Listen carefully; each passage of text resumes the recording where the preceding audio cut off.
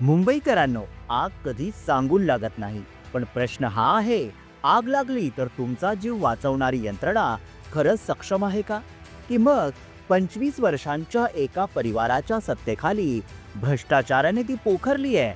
आणि मग घडला घोटाळा क्रमांक 7, BMCचा अग्निशमन विभागातील घोटाळा. अग्निशमन विभागाच्या भरतीत बनावट नियुक्त्या आणि वैद्यकीय प्रमाणपत्रांमुळे 2.3 कोटीचा घोटाळा झाला. टर्न टेबल शिडी खरेदीत 40 कोटींची उधळपट्टी, गणवेश खरेदीत 12 कोटींचे नुकसान आणि NOC सेवा शुल्कात 5,000 कोटींच्या भ्रष्टाचाराचे आरोप झाले. हा फक्त आर्थिक घोटाळा नाही, हा मुंबईकरांच्या जीवाशी खेळ आहे. कारण नियम धाब्यावर बसवले गेले, निविदा बदलल्या, एका ठराविक कंपनीला फायदा दिला आणि किंमत कोण मोजतंय? मुंबईकर.